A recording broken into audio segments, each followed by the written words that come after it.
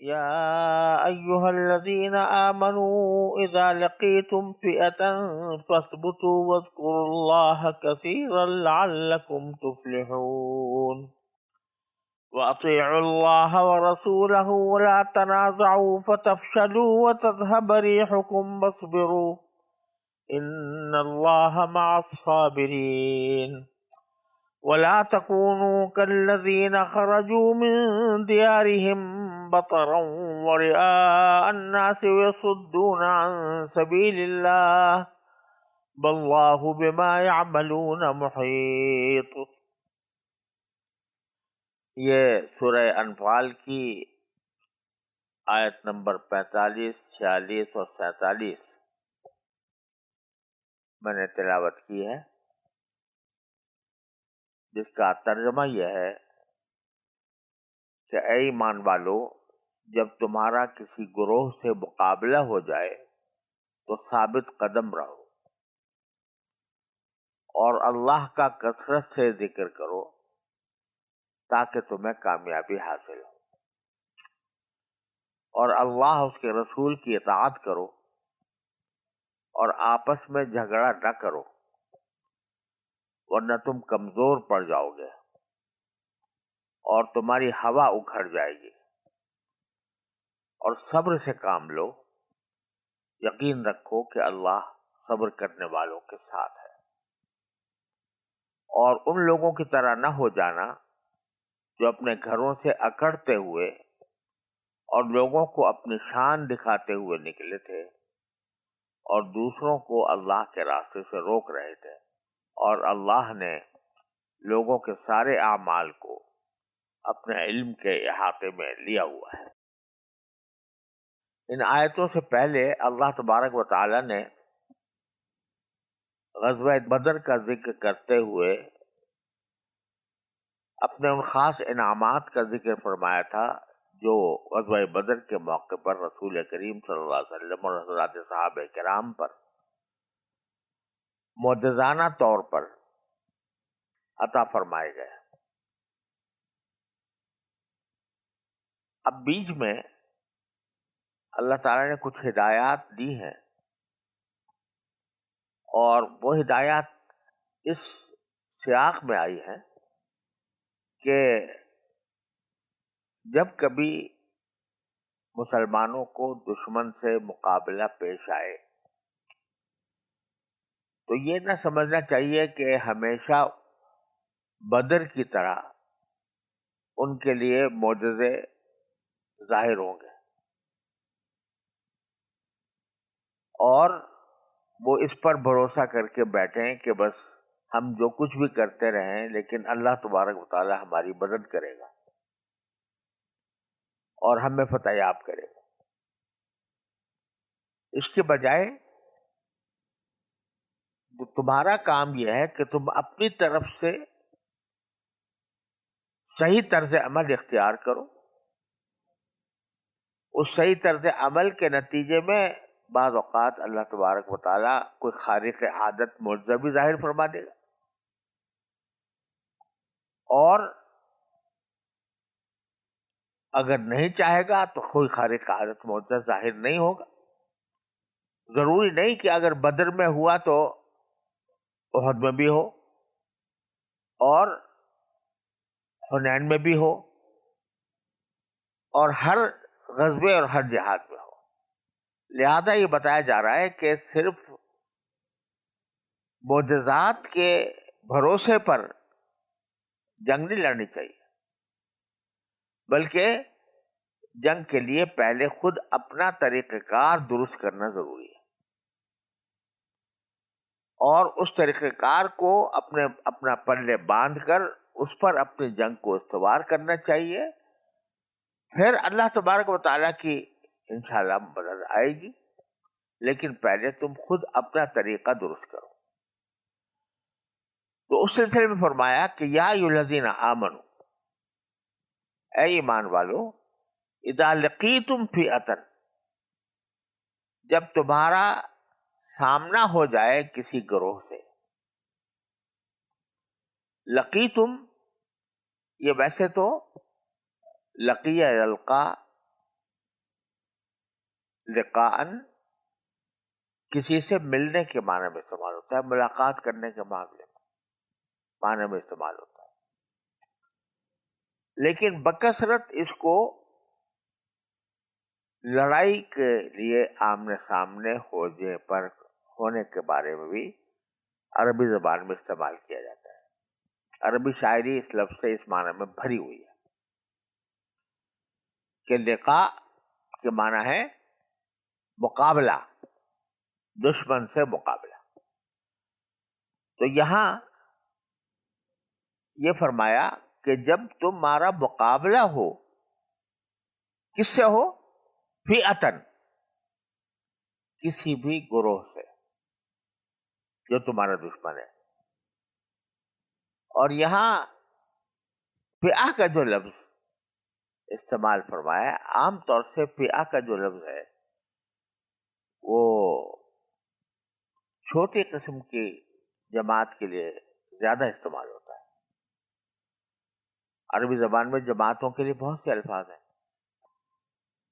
उसमें फिआ भी है, उसमें फिरका भी है, उसमें ताइफा भी है, उसमें जमाह भी है, उसमें जुंद भी है। मुख्तलिफ अल्फाज अरबी जबान में इस्तेमाल होते हैं, लेकिन आमतौर से फिआ का जो लफ्ज है वो छोटी जमात के लिए ज्यादा बोला जाता है बनिस्बत बड़ी किसी बड़े लश्कर के। तो यहां ये लफ्ज इस्तेमाल करके बज़ाहिर इस तरफ इशारा मकसूद है कि लड़ाई चाहे छोटी जमात से हो रही हो या बड़ी से हो रही हो, हुक्म एक जैसे हैं सबके। ये ना समझो कि छोटी जमात क्योंकि मुकाबले में छोटी है हमारे से, लिहाजा हम तो हकदार हैं, हम तो फतहयाब हैं, हर हालत में हम पता होगी, लिहाजा बेपरवाही के साथ उनके बेपरवाही के साथ जंग कर लो। लिहाजा फरमाया कि इज़ा लक़ीतुम फ़िअतन, किसी भी ग्रोह से जब तुम्हारा मुकाबला हो तो सबसे पहला काम जो तुम्हें करना है फस्बुतु, साबित कदम रहो, जम कर रहो।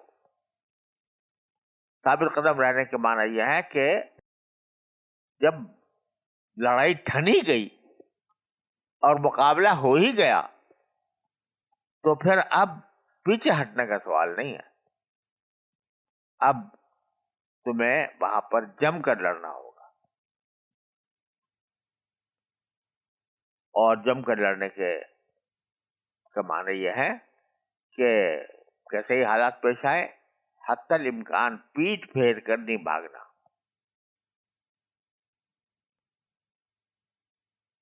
उसकी तफसील आगे आने वाली है कि किन हालात में आदमी पीछे जा सकता है, तफसील आगे आएगी इंशाअल्लाह। लेकिन आम हालात में जायज नहीं है किसी मुसलमान के लिए कि वो पीठ फेर कर भागे जंग के दौरान। इसको कुरान करीम ने और फुकहा की इस्तिलाह में तवल्ली यौम ज़हफ, या फरार यौम ज़हफ, जंग में पीठ दिखाकर भाग जाना। ये पीठ दिखाकर भाग जाना जंग के दौरान ये एक ऐसी बुराई थी कि जाहिलियत में लोग, जाहिलियत के अंदर भी इसको बहुत ही बुरा समझते थे। हालांकि वो अल्लाह के लिए लड़ रहे होते थे, अपने अपने कबाइल के लिए लड़ रहे होते, कबील असबियत की वजह से लड़ रहे होते थे, पैसों के लिए लड़ रहे होते थे। लेकिन वो पीछे जब हो गया मुकाबला तो फिर वो डटकर लड़ते थे और पीछे हटने का सवाल नहीं था। वलसना अला आकाबिना तकलिबुद्दमा, जाहिलियत के शेर, जाहिली शेर के शायर कहता है कि हम जब जंग में जाते हैं तो हमारे जख्म हमारे सीनों पर लगते हैं, हमारी गर्दों पर लगते हैं। वलसना अला आकाबिना तकलिमुद्दमा, हमारी एड़ियों पर खून नहीं लगता। एड़ियों पर उस वक्त लगेगा जब पीछे हटेगा। तो یہ جاہلیت کے زمانے میں بھی اس کو برائی سمجھا جاتا ہے. تو قرآن یہ کہتا ہے کہ جب مقابلہ ہو جائے تو پھر اب پیچھے ہٹنے کا سوال نہیں ہے، سوائے ان خاص حالات کے جن کا ذکر آگے خود باری تعالیٰ نے قرآن کریم میں فرمایا ہے. تو فثبتو، جم کر لڑو، اور وذکروا اللہ کثیرا، اور کثرت سے اللہ کا ذکر کرو. اس کو خاص طور پر اللہ تعالیٰ نے ذکر فرمایا، وذکروا اللہ کثیرا، کثرت سے ذکر کرو. ذکر کے اندر دونوں باتیں شامل ہیں، زبان سے اللہ تعالیٰ کا ذکر کرنا اور دل سے اللہ تعالیٰ کو یاد کرنا. اس کو ذکر لسانی کہا جاتا ہے، جو زبان سے کیا جائے، اور جو دل سے کیا جائے اس کو ذکر قلبی کہا جاتا ہے. دونوں ذکر ہیں، اور تعمیل اس حکم کی دونوں سے ہو جاتی ہے. لیکن یہاں دو تین باتیں قابل ذکر ہیں. پہلی بات تو یہ ہے کہ بعض مفسرین کرام نے یہ فرمایا کہ یہاں پر جو ذکر کا لفظ آیا ہے اس میں اگرچہ دونوں قسم کے ذکر شامل ہیں، دل کا بھی اور زبان کا بھی، لیکن جنگ کے موقع پر لسانی ذکر جو ہے وہ زیادہ افضل ہے، یعنی زبان سے ذکر ادا کرنا. اس میں آپ نعرے تکبیر کو بھی شامل کر لیں، اللہ اکبر.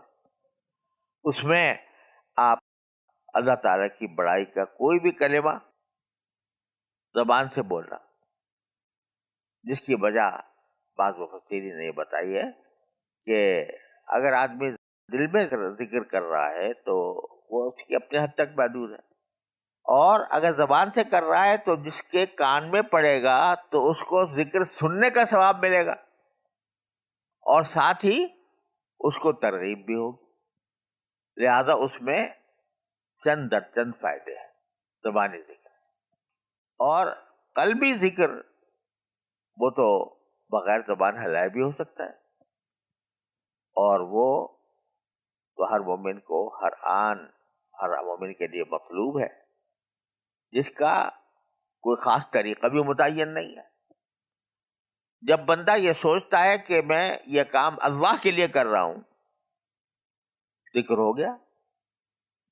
اگر یہ سوچتا ہے کہ اللہ تبارک و تعالیٰ مجھے دیکھ رہے ہیں، میرے اعمال کا جائزہ لے رہے ہیں، یہ بھی ذکر ہو گیا.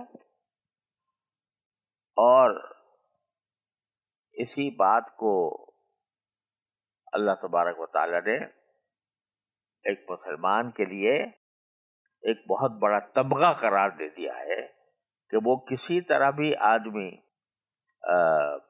ذکر کرے گا تو اللہ تبارک و تعالیٰ اس کو عبادت قرار دے دے گا. یہاں تک کہ اتنا حضرت علامہ جزری رحمۃ اللہ علیہ نے حسن حسین میں لکھا ہے کہ ذکر صرف زبان سے یا دل سے اللہ تعالیٰ کی بڑائی کے الفاظ زبان نکالنا ہی ذکر نہیں ہے، بلکہ اللہ تعالیٰ کی اطاعت میں، نبی کریم صلی اللہ علیہ وسلم کی اطاعت میں جو کام بھی کیا جائے وہ ذکر ہے. اسی لیے یہ مقبول مشہور ہوا کہ کل مطیع للہ فہو ذاکر، جو جس وقت اللہ کی جس کام میں اطاعت کر رہا ہے وہ ذاکر ہے. اسی لیے اللہ تعالیٰ فرمایا کثیرن، ذکر کیسے کرو؟ کثیرن، کثرت سے کرو. قرآن کریم میں بہت سی عبادتوں کا ذکر آیا ہے، کہیں کثیر کی قید نہیں لگائی، کہیں یہ نہیں کہا نمازیں کثرت سے پڑھو، کہیں یہ نہیں کہا روزے کثرت سے رکھو، کہیں یہ نہیں کہا کہ حج کثرت سے کرو، کہیں یہ نہیں کہا جہاد کثرت سے کرو، بلکہ جو مواقع ہیں ان کا ذکر کر دیا گیا ہے. نماز قائم کرو، زکوٰۃ ادا کرو، اور حج کرو اگر استطاعت ہو، لیکن کثرت سے کرو. یہ کسی اور عبادت کے ساتھ نہیں کہا، ذکر کے ساتھ کہا گیا. اور اس لیے کہا گیا ہے کہ ذکر ایسی چیز ہے کہ جو انسان کو صحیح راستے پر رکھتی ہے، اس کی انسان کو ہر لمحے ضرورت ہے. آدمی اگر بازار جا رہا ہے تو اس وقت اس کو ذکر کی ضرورت ہے. کیوں ضرورت ہے؟ کہ کہیں میں بازار کی رنگینیوں میں محو ہو کر کسی گناہ کا ارتکاب نہ کروں. گھر میں آ رہا ہے تو ذکر کی ضرورت ہے. اس لیے ضرورت ہے کہ گھر میں آنے کے بعد میں گھر والوں کے ساتھ خوش طبعی میں کوئی ایسا کام نہ کر بیٹھوں جو اللہ تعالیٰ کی رضا کے خلاف ہو. کسی سے ملاقات ہو رہی ہے، انسان سے ملاقات ہو رہی ہے، تو بھی ذکر کی ضرورت ہے کہ اس آدمی سے میں مل رہا ہوں، کہیں اس ملاقات میں مجھ سے اس کی کوئی حق تلفی نہ ہو جائے، یا اس پر میں اپنی بڑائی کا تو اظہار نہیں کر دوں اور مجھ سے کوئی گناہ سرزد ہو جائے. تو یہ فکر جو ہے کہ اللہ تبارک و تعالیٰ مجھے کسی مرحلے پر اللہ کی ناراضی میرے ساتھ نہ لگ جائے، یہ ذکر کثیر ہے. اور یہی وہ چیز ہے جو انسان کو گناہوں سے روکتی ہے، انسان کی زندگی کو اللہ کے احکام کے تابع بناتی ہے. اس لیے کثیرہ بذکروا اللہ کثیرہ، اور اس پر فرمایا لعلکم تفلحون. اگر یہ کام کرو گے، ایک کام یہ کہ ثابت قدم رہو، دوسرا یہ کہ اللہ کو کثرت سے یاد کرو، اللہ کا ذکر کثرت سے کرو، تو شاید تمہیں فلاح مل جائے گی. اب یہ شاید کا جو لفظ ہے بار بار قرآن کریم میں آتا ہے، اس کا ہم بسا اوقات ترجمہ تاکہ سے بھی کرتے ہیں کہ اس کا نتیجہ یہ ہوگا کہ تمہیں فلاح ملے گی. اب یہاں ایک بات قابل نظر ہے کہ گفتگو ہو رہی ہے جنگ کے سیاق میں،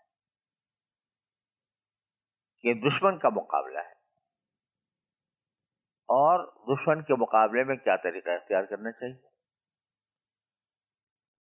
تو یہ طریقے بتائے گئے کہ ثابت قدم رہو، اللہ کا ذکر کرو.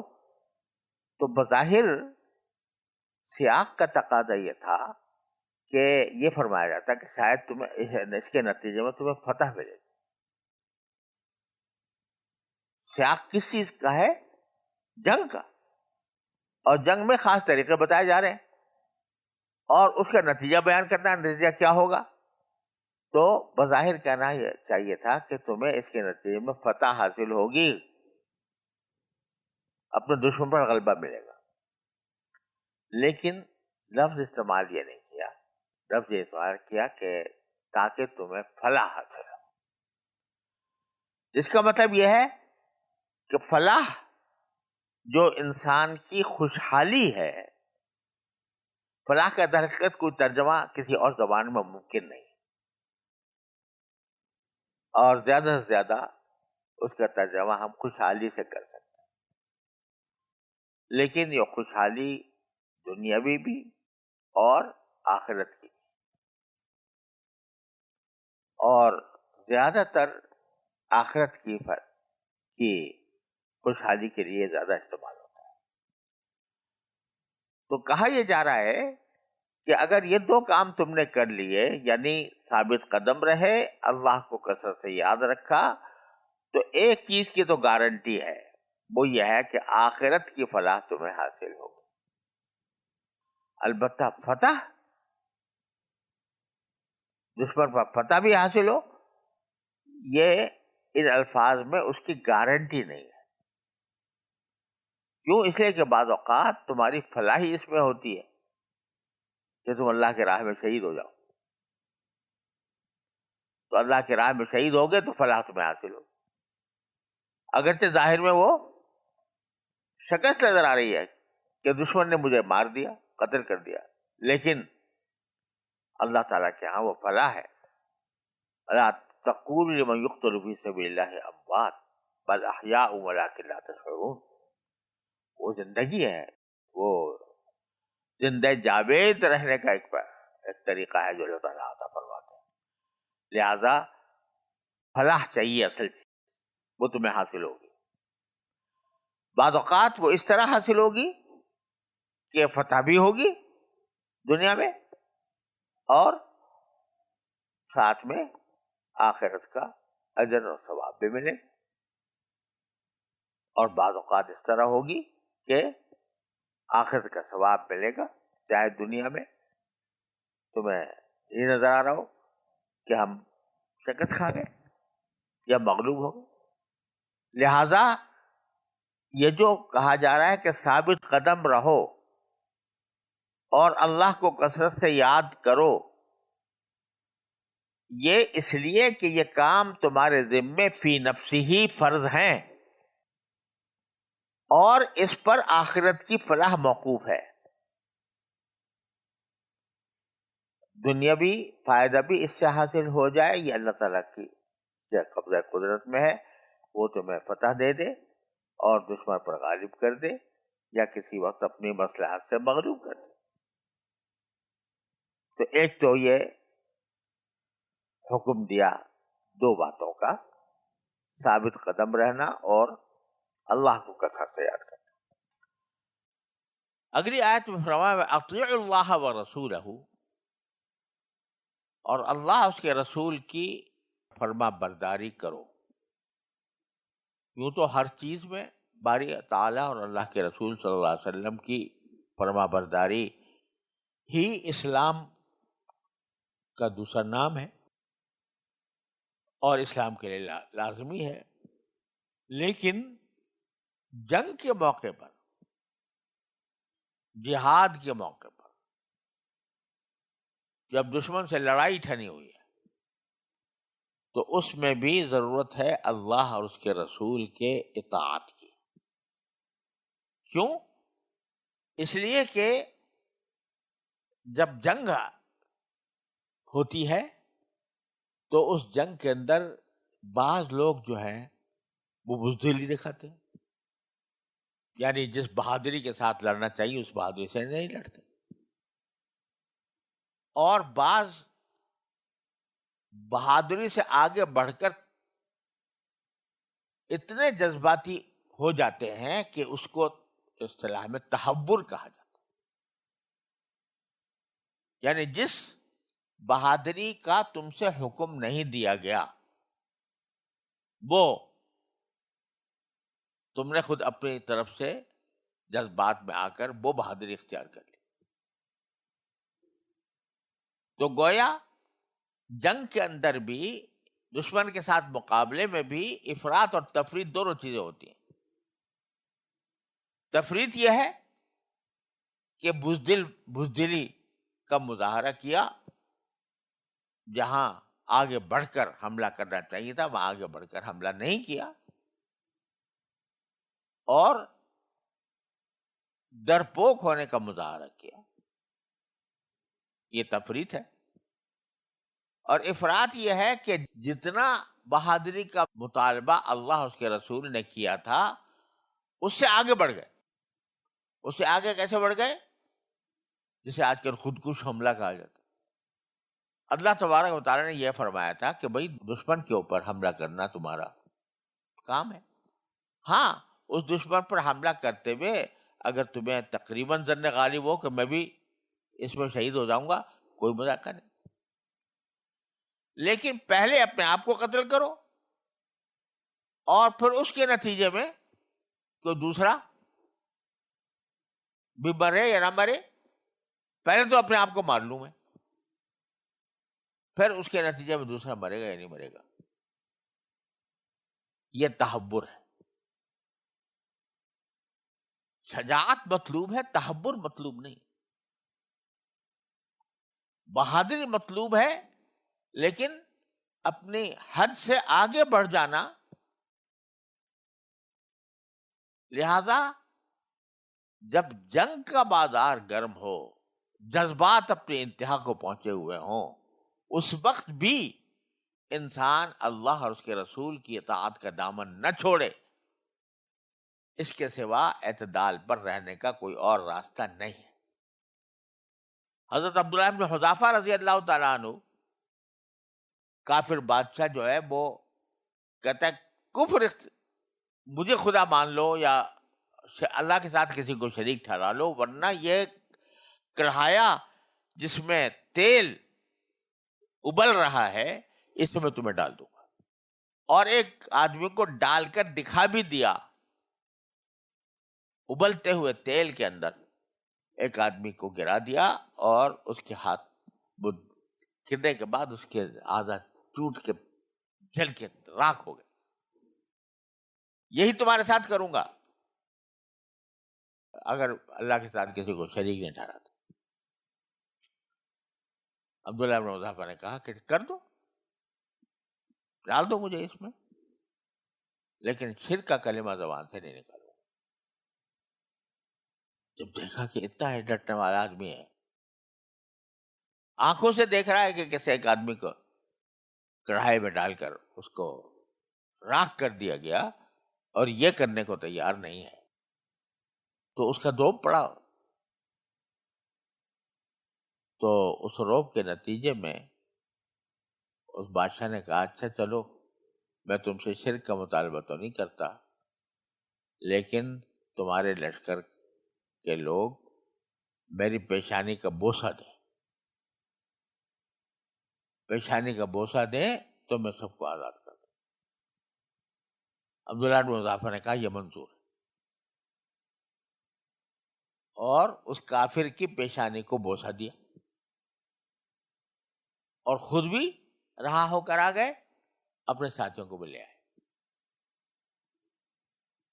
حضرت فاروق اعظم رضی اللہ عنہ کو جب اطلاع ملی تو باہر نکلے اور ان کا استقبال کیا اور کہا کہ میں تمہاری پیشانی پر بوسہ دیتا ہوں. کیوں؟ اس لیے کہ حکم وہاں یہ تھا کہ اگر کوئی شخص تمہیں مجبور کر رہا ہے کلمہ کفر زبان سے نکالنے پر تو جائز تو ہے تمہارے لیے کلمہ کفر زبان سے نکال لینا بھی جائز ہے، لیکن افضل یہ ہے کہ نہ نکالو. تو عبداللہ بن حذافہ نے افضل پر عمل کیا. جائز یہ بھی تھا ان کے لیے کہ کلمہ کفر نکال دیتے اس حالت میں جبکہ اکراہ ہو رہا تھا، زبردستی کی جا رہی تھی، لیکن انہوں نے اپنے عزیمت پر عمل کیا، کہا کہ کلمہ کفر کا نکالو. اور جب اس نے کہا کہ میری پیشانی پر بوسہ دے دو تو ایک کافر کے پیشانی پر بوسہ دینا ناجائز ہے، گناہ ہے، لیکن شرک نہیں ہے. اور جب کوئی شخص کسی ناجائز گناہ پر مجبور کیا جائے کہ یا تو یہ کر لو گناہ ورنہ موت ہے تمہارے لیے، اس وقت میں گناہ کا ارتکاب واجب ہو جاتا ہے. اس لیے انہوں نے کہا کہ ٹھیک ہے میں بوسہ لے لوں گا. تو این جنگ کے موقع پر جبکہ جذبات کی آگ بھڑک رہی ہو، اس وقت میں جذبات کو قابو میں رکھتے ہوئے اللہ اور اس کے رسول کے احکام کی پابندی کرنا، یہ ایک مومن کا شیوا. غزوہ احد کے موقع پر ایک خاتون جو ہے وہ مشرکین کی خاتون ہے، وہ بڑی اٹھلاتی ہوئی جا رہی تھی اور بھڑکا رہی تھی لوگوں کو، مشرکین کو مسلمانوں کے خلاف. صحابی نے دیکھا کہ یہ باقاعدہ یہ بھڑکا رہی ہے لوگوں کو مسلمانوں کے خلاف. اب جذبات تو انسان کے یہ تھے کہ یہ جو ایک سبب بن رہی ہے مسلمانوں کے خلاف دشمنی کا، تو اس کا بھی کام تمام کروں. لیکن تلوار رک گئی. کہا کہ اگر تو عورت نہ ہوتی تو تیرے میں سر قلم کر دیتا، کیونکہ رسول کریم صلی اللہ علیہ وسلم نے منع کیا ہے. تو اللہ اس کے رسول کی اطاعت کا اس سیاق میں جو ذکر آ رہا ہے کہ ثابت قدم بھی رہو، اللہ کو کثرت سے یاد بھی کرو، اور لڑائی تمہاری اپنی ذاتی نہیں ہو رہی ہے، ذاتی دشمنی نکالنے کے لیے نہیں ہو رہی ہے، یہ اللہ کا کلمہ بلند کرنے کے لیے ہو رہی ہے. لہذا اللہ اور اس کے رسول کی اطاعت کرو. ولا تنازعوا،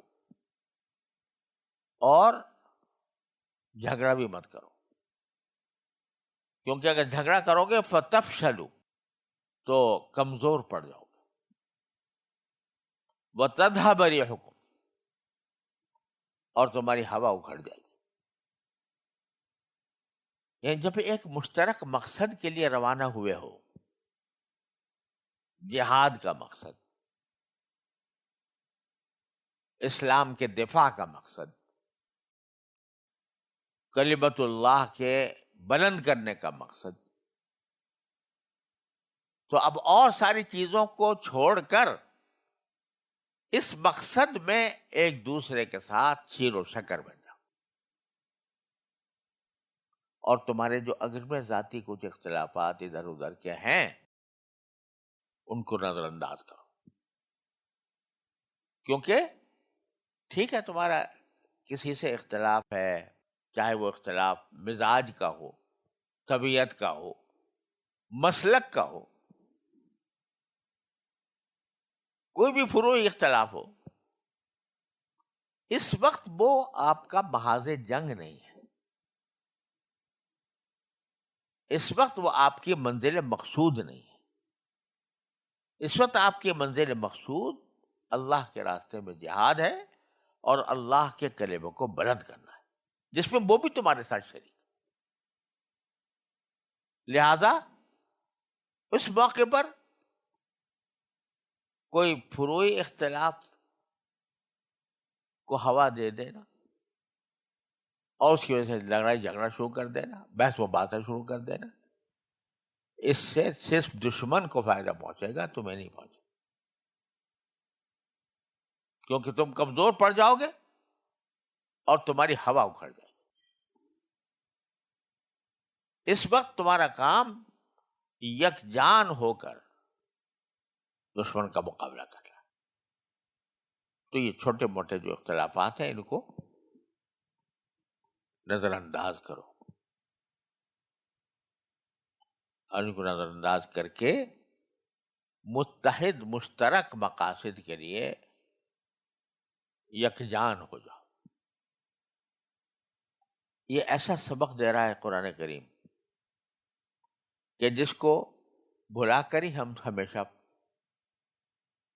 پشیمان ہوئے ہیں، ہمیشہ دشمنوں سے مغلوب ہوئے ہیں. اور دشمن کو بھی یہ راز پتا ہے کہ اگر مسلمانوں کو کمزور کرنا ہے تو واحد راستہ ان کا یہ ہے کہ ان کے درمیان یہ اختلافات پیدا کر کے ان کے درمیان لڑائیاں کر دو.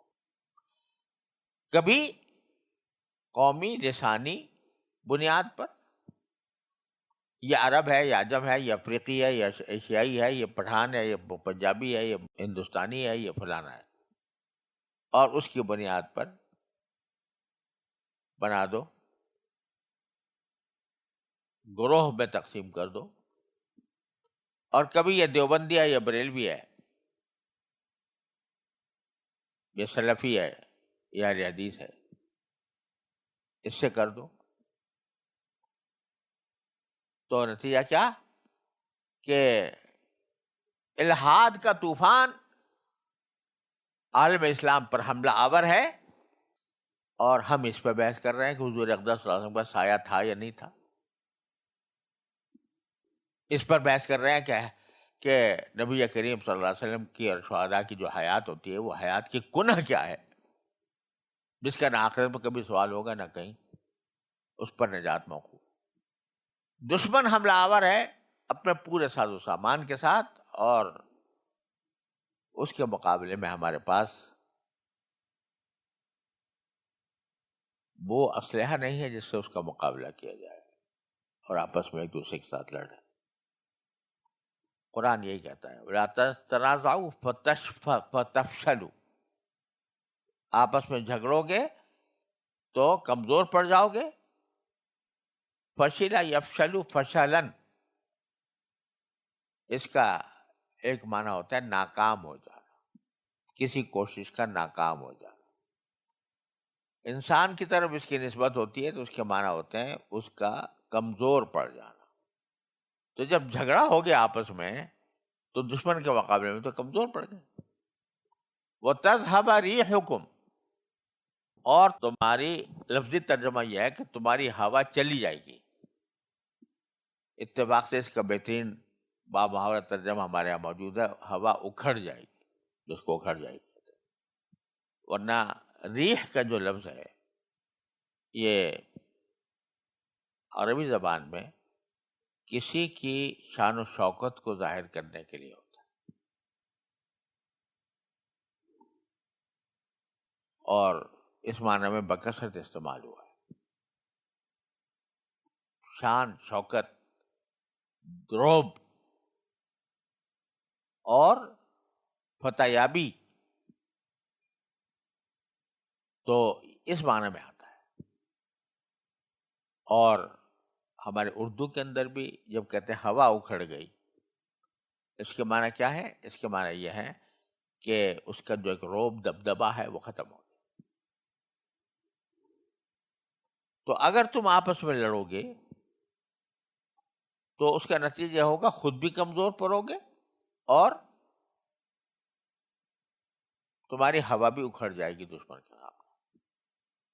تمہارا روب جو طاری ہے دشمن پر وہ ڈھیلا پڑ جائے گا. اب آگے ایک جملہ فرما دیا وَاصْبِرُوا. یہ جھگڑے سے بچنے کا راستہ کیا ہوگا کہ جھگڑا نہ کریں، نہ کسی ذاتی مفاد پر جھگڑا کریں، نہ اپنی کسی رائے کی کو بلند رکھنے کے لیے جھگڑا کریں، نہ کسی مسلک کے احقاق کے لیے اور دوسرے کے ابطال کے لیے کریں. اس کا طریقہ کیا ہوگا؟ تو قرآن کہتا ہے اس کا طریقہ ہے وَاصْبِرُوا، صبر سے کام لو. صبر سے کام لینے کا کیا مفہوم ہے اس جگہ پر؟ وہ یہ کہ جھگڑا کس طرح پیدا ہوتا ہے. جھگڑا اس طرح پیدا ہوتا ہے کہ دوسرا آدمی یا تو زیادتی کر رہا ہے، میری حق تلفی کر رہا ہے، تو مجھے غصہ آ جاتا. وہ مجھے گالی دے رہا ہے تو مجھے غصہ آ جاتا ہے. وہ مجھے جاہل کہہ رہا ہے تو مجھے غصہ آ جاتا ہے کہ تو جاہل، تیرا باپ جاہل، تیرا دادا جاہل. اس طرح جھگڑا پیدا ہو جاتا ہے. یا اس لیے پیدا ہوتا ہے کہ ایک شخص کو دیکھا کہ وہ ہم جس مشترک مقصد میں کام کرنے کے لیے جا رہے ہیں وہ بہت چابک دستی سے انجام دے رہا ہے، اس کا نام ہو رہا ہے لوگوں میں، اس کو کریڈٹ مل رہا ہے اس کا کہ بہت بڑا کارنامہ وہ انجام دے رہا ہے. میں نے بھی کچھ تھوڑا بہت کیا تھا لیکن میرا اتنا نام نہیں ہو رہا، لوگ میری اتنی تعریف نہیں کر رہے، اور سارا کریڈٹ اور سہرا جا کر ایک آدمی کے سر بندھ رہا ہے. تو میرے دل کو دکھ ہو رہا ہے. صحیح ہے. اس دکھ کی وجہ سے بعض اوقات میرا دل چاہتا ہے کہ منہ نوچ اس آدمی کا جو مجھ سے کہیں آگے بڑھ گیا.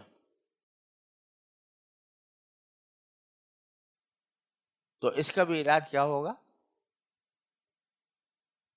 کہ ٹھیک ہے وہ اگر بڑھ گیا، تم سے آگے بڑھ گیا تو کیا ہو گیا؟ اگر اس کی لوگوں نے زیادہ تعریف کر دی، تمہاری کم کر دی، تو کیا ہوگا؟ جس کام کے لیے جا رہے تھے وہ کام تو اس نے انجام دیا، تو تمہارا کام انجام دیا. اور اگر اس کو اجر ملا تو تمہیں بھی ملے گا آخرت میں. پیمانہ لے کر نہ بیٹھو کہ مجھے کتنا ملا اور اس کو کتنا ملا، بلکہ اس کو اللہ تعالی کے لیے برداشت کرو. تو صبر کی ضرورت ہر جگہ ہوتی. حسد کو دور کرنے کے لیے بھی صبر کی ضرورت. اپنی بڑائی کو دبانے کے لیے بھی صبر کی ضرورت. دوسرے کی تحقیر اور توہین کرنے میں بھی صبر کی ضرورت. اور یہی چیزیں ہیں جو بالآخر لڑائی جھگڑے کا سبب بنتی. تو اللہ تعالیٰ نے اس کا بنیادی نقطہ بیان فرما دیا کہ اگر یہ چاہتے ہو کہ لڑائی نہ ہو، اگر یہ چاہتے ہو کہ تم کمزور نہ پڑو اور تمہاری ہوا نہ اکھڑے، تو کیا کرو؟ واحد راستہ ہے صبر. کچھ بھی حالات ہو جائیں، مجھے اس مقدس مقصد کو سامنے رکھنا ہے. اس مقدس مقصد کے خاطر مجھے اپنے کام کرنے ہیں اور اس کو پورا کرنا ہے. راستے میں اگر کچھ تکلیفیں، دشواریاں، ناگواریاں آ رہی ہیں تو آیا کریں، میں اس پر صبر کروں گا. اور اس لیے صبر کروں گا کہ میرے مالک نے میرے ساتھ اعلان کر دیا کہ ان اللہ مع الصابرین. یہیں پر بس برو کے ساتھ فرما دیا ان اللہ مع الصابرین. اللہ صبر کرنے والوں کے ساتھ ہوتا ہے. اللہ صابروں کے ساتھ ہونے کے کیا معنی؟ کہ اس صبر کا اجر، صلہ، سب کچھ وہ دے گا. جس کی رضا کی خاطر کام کر رہے تھے وہ تمہارے اس صبر پر مزید اجر عطا فرمائے گا. تمہارے جہاد پر جو اجر ہو رہا تھا وہ تو ہو گئی. اگر تم فتح یاب ہو گئے، فتح یابی پر جو اجر ہوگا وہ تو ہو گئی، لیکن اس صبر پر بھی تمہیں اجر ملے گا. اور جب صبر ہے ان اللہ مع الصابرین، اللہ صبر کرنے والوں کا ساتھی بن جاتا ہے، ساتھ ہوتا ہے. لہذا گھاٹے کا کہیں بھی کوئی سودا نہیں. تو خلاصے کیا نکلا کہ اللہ کے راستے میں جہاد کرنے کے لیے جو چند اصول قرآن نے بیان فرمائے: ایک، ثابت قدمی; دوسرے، اللہ کو کثرت سے یاد کرنا; تیسرے، اللہ اس کے رسول کی اطاعت کرنا; چوتھا، جھگڑوں سے پرہیز کرنا; اور صبر سے کام لینا. یہ 5 نسخے ہیں جو اللہ تعالیٰ بتا رہے ہیں کہ اب غزوہ بدر کے اندر تو ہم نے ملائکہ سے بھی مدد کر دی، ہم نے تمہیں گھر قیادت کے طور پر بھی بہت سے معجزے دکھا دیے، اس کے نتیجے میں فتح ہو گئی. اب ہر جگہ ضروری نہیں ہے کہ سارے کام ہوں، تمہیں خود تیار ہونا ہوگا، اور خود تیار ہونے کے لیے یہ 5 نسخے اپنانے ہوں گے. یہ مثبت بات تھی. آگے اس چیز کا ذکر ہے جس سے پرہیز کرنے کی ضرورت ہے، وہ اگلی آیت میں انشاءاللہ اگلی آیت کی تشریح میں بیان ہوگا.